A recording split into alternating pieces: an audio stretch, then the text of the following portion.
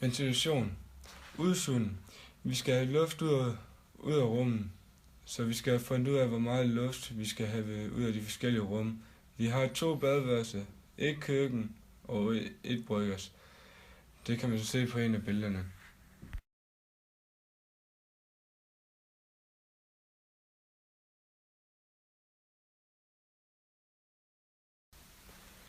Hvorfor skal vi have udsugning i køkkenet, badeværelserne og bryggers?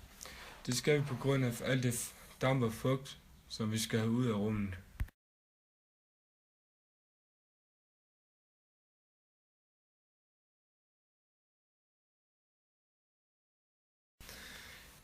Indblæsning. Vi skal have fundet ud af meget luft, vi skal have blæst ind i huset. Vi har et hus på 169 kvadratmeter. Der er et soveværelse, en stue, og så har vi 2 børneværelser. Det kan man også se på billederne.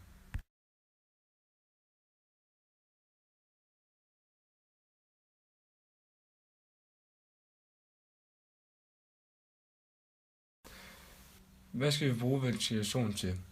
Ventilation bruges til at få frisk luft ind og suge gammel luft ud af huset.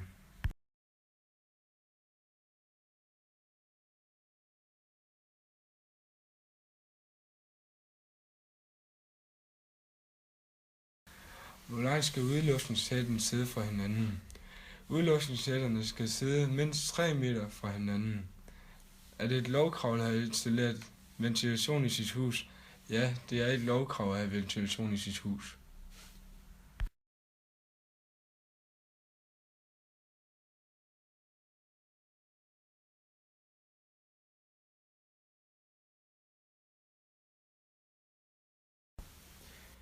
Hvor lang tid tager det for at få installeret et ventilationsanlæg i sit hus? Det tager 2 dage sammen med en lærling og en svend, og en halv dag for en svend og få indjusteret alt.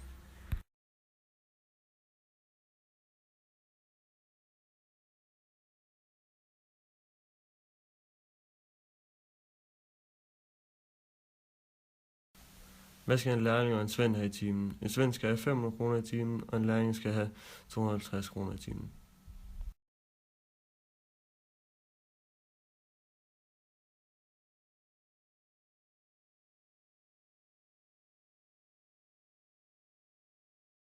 VV-størrelse rør skal der bruges. Der skal bruges 125 mm rør og 100 mm rør.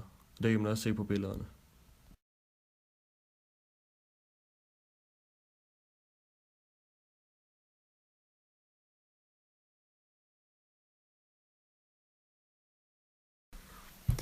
Hvad er den samlede pris plus løn for en svend og en lærling?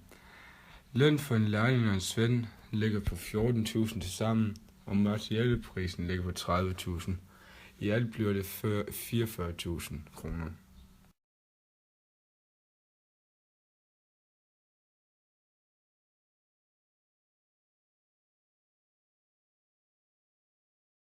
Hvor skal man stille ventilationsanlægget hen? Det bedste sted at stille ventilationsanlægget er oppe på loftet.